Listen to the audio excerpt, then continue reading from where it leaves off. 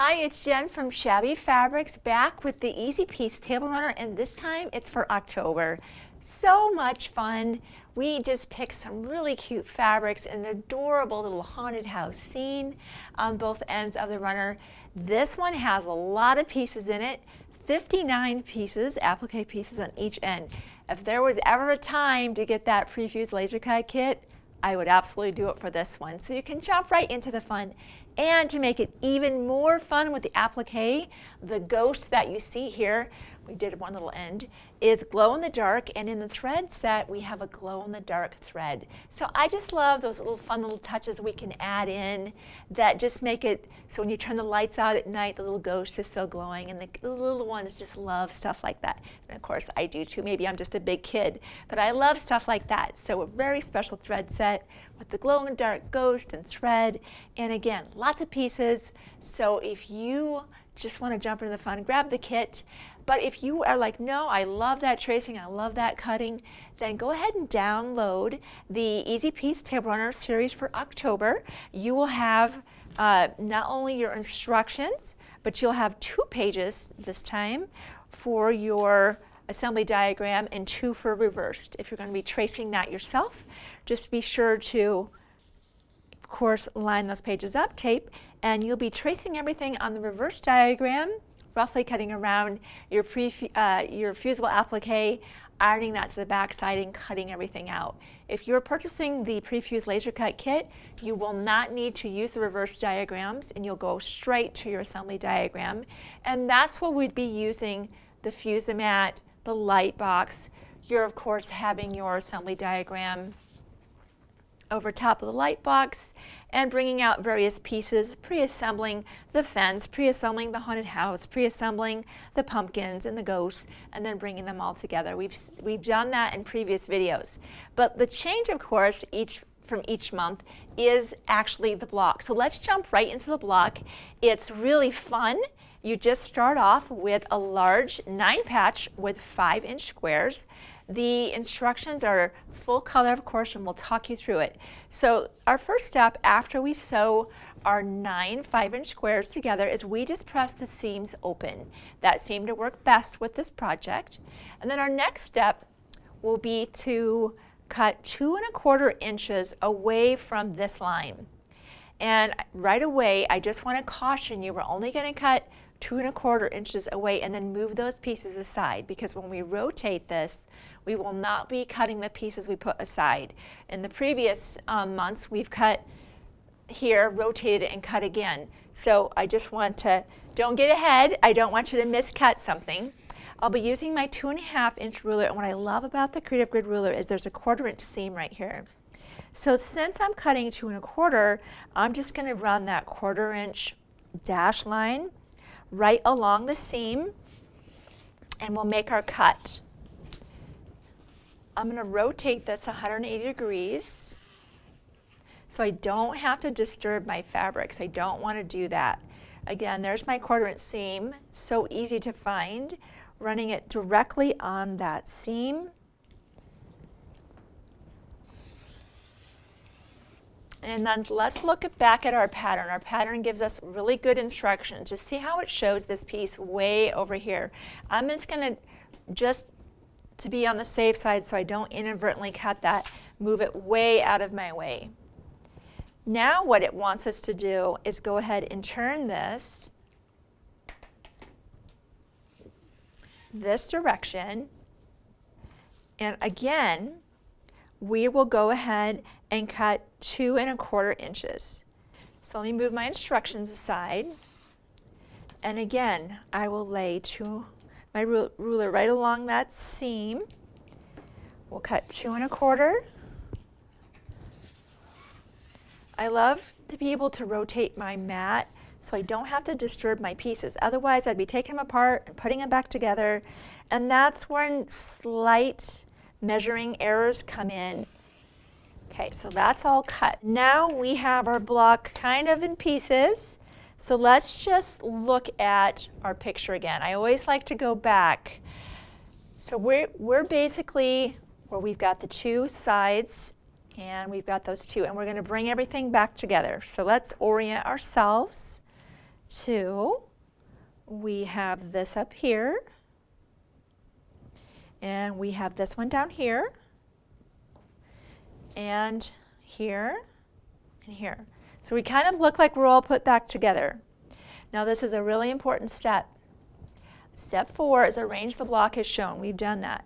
It's also rotate center unit outlined in red.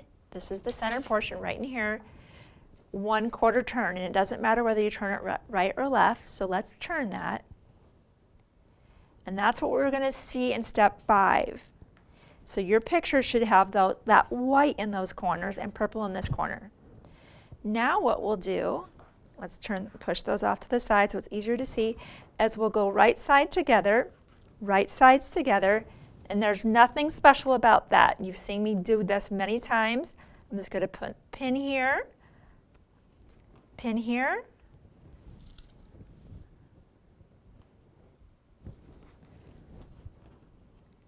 and just sew a standard 1/4 seam allowance. You'll be pressing all seams open on this entire block. So let's go sew this together right now.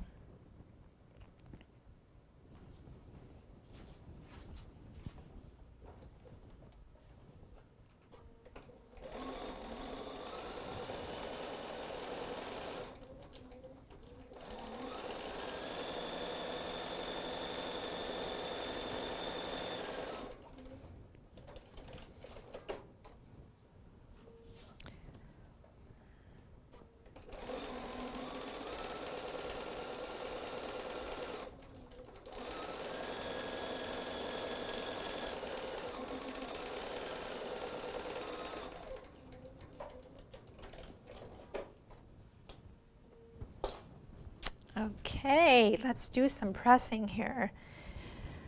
Hopefully our iron's still warm. It is. That's fantastic. I'm going to get that ruler out of the way. And we're not done rotary cutting, so I'll leave that right there. We will be eventually squaring this whole block up, but that's just a little bit further down the road.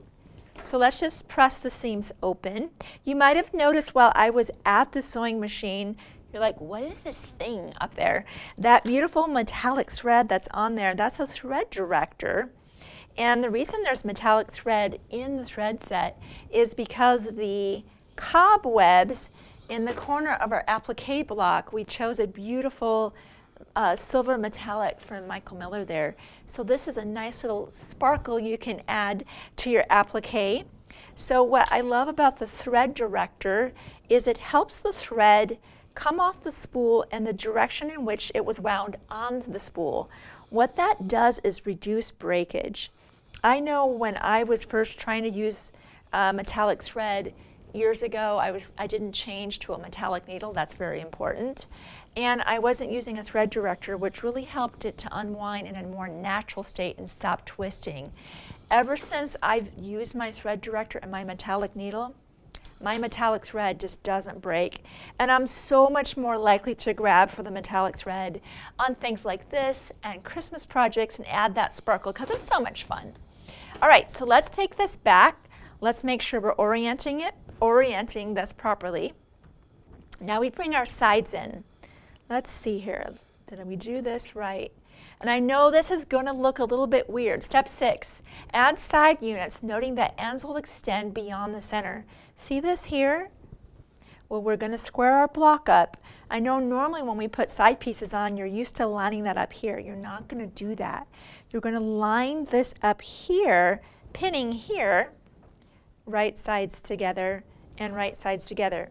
Now, my natural inclination would be to start on this side, but I can't really see what's on the back side.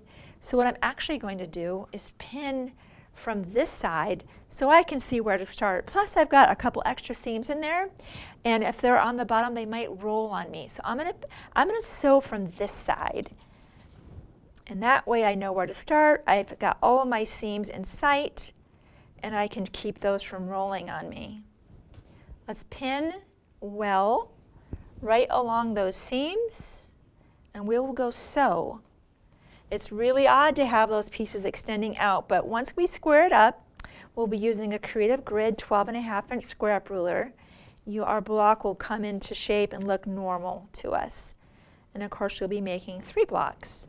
2 that are like this and 1 that's a little bit different right in the middle of our runner. It's so cute. It's got some little kitty faces and black cats on white. Really fun. I had a lot of fun picking fabrics for this particular Halloween project. Okay. We are very close. We've got just 2 more seams and then this block is going to be done. Let's go sew that right now.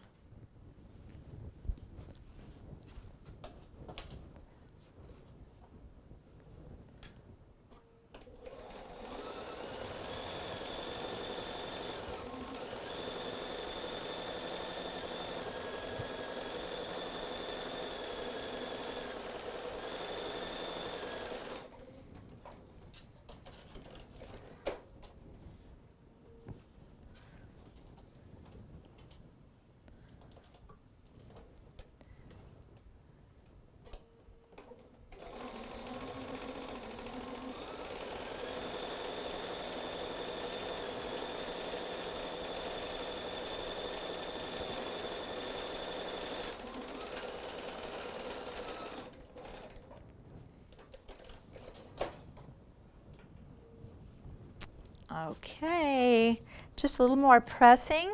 Again, all seams open on this block, makes it pretty simple. You're not having to refer to pressing instructions to put the block together on this one.